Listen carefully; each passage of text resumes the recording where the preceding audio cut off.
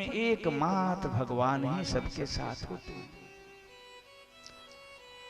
विपत्ति में कोई किसी का सहयोग नहीं करता, धर्म सहयोग करता है और वही धर्म भगवान है। द्रौपदी पर जब विपत्ति पड़ी तो उस कालखंड की दुनिया में भीम के समान कोई बलवान और गदाधारी नहीं था। उस कालखंड में आज से 5250 वर्ष पहले की बात मैं बोल रहा हूँ। उस कालखंड में भीम के समान कोई गदा युद्ध में पारंगत नहीं था, उतना किसी के पास बल नहीं था, केवल एक बलराम जी में था। अर्जुन के समान कोई उस कालखंड में उस समय धनुर्धर नहीं था। युधिष्ठिर के समान उस कालखंड में भाला युद्ध में कोई पारंगत नहीं था और धर्मात्मा नहीं था। नकुल और सहदेव दोनों तलवारबाजी में अव्वल दर्जे में थे। उस कालखंड में कोई तलवार से युद्ध करने वाला उनके समान नहीं था। ये 5 के 5 अति रथी पति कौरवों की भरी सभा में बैठे हैं, मूक गूंगे बहरे लंगड़े लूढ़े होकर के, अंधे भी हो गए हैं, आंख भी बंद कर लिए हैं। द्रौपदी की तरफ कोई देखता ही नहीं है। द्रौपदी चिल्ला रही है, रो रही है, पुकार रही है, कोई सुनता नहीं है। सबके हाथ पांव बंधे हैं। तो द्रौपदी पुकारती, त्राहि त्राहि महायोगिन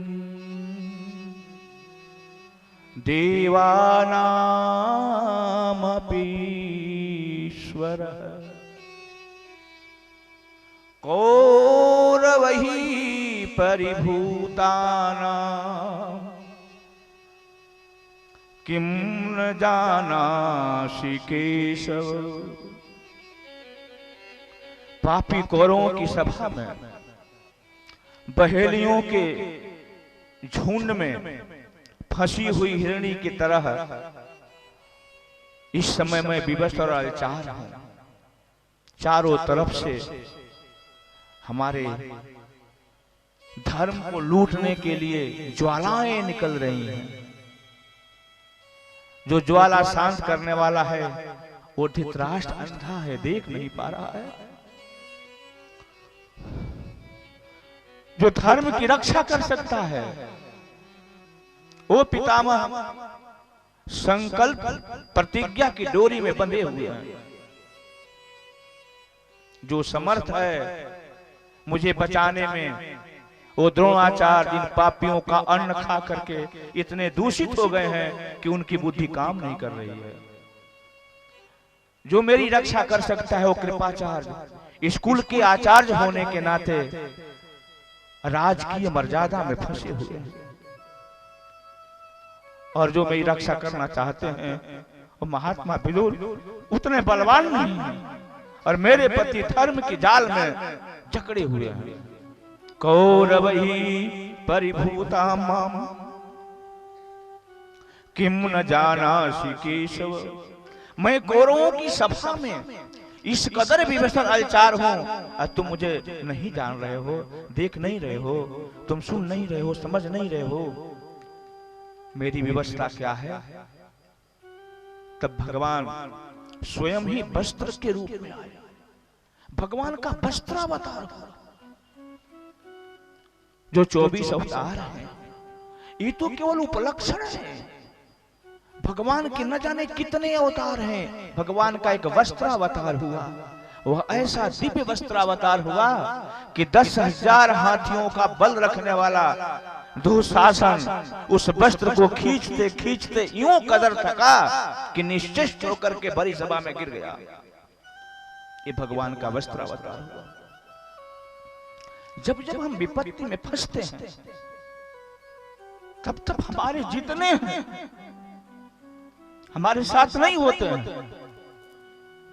हमारे साथ केवल वो होते हैं जिनको हम कभी अपना मानते नहीं।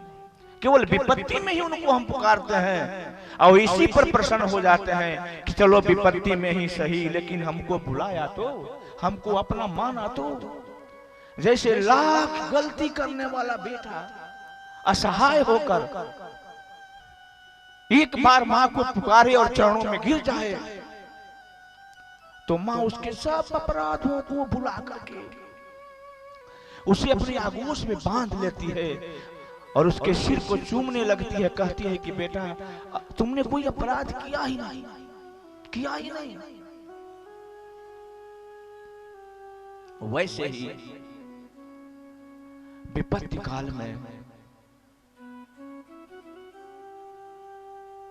देवता लोग भी भगवान और भगवती के शरण में जाते हैं और आप देखेंगे तब वे प्रसन्न होकर के देवताओं की समस्या का समाधान करने के लिए कुछ भी बन जाते हैं, कुछ भी बन जाते हैं। महाभारत में भगवान समस्या के समाधान के लिए सारथी बन गए। द्रौपदी के धर्म की रक्षा के लिए साड़ी बन गए। एक बार भगवान का अन्नावतार हो गया। संपूर्ण संसार के पेट में भगवान अन्न बन करके जा करके बैठ गए। जब दुर्वासा गए थे जंगल में, उस समय जब पांडव भोजन कर लिए थे हजारों शिष्यों के साथ, तब द्रौपदी के पास एक केवल अन्न का कण था। भगवान अन्न का कण उठाए मुंह में डाले, भगवान का अन्नावतार हुआ। विश्वंभर भगवान ने संपूर्ण विश्व के पेट को भर दिया। इसलिए विपत्ति के समय भी अगर भगवान को बुला दिया जाए, याद किया जाए ईश्वर को, तो सारे अपराधों को क्षमा करके हमें अपना लेते हैं। विष्णु भगवान भी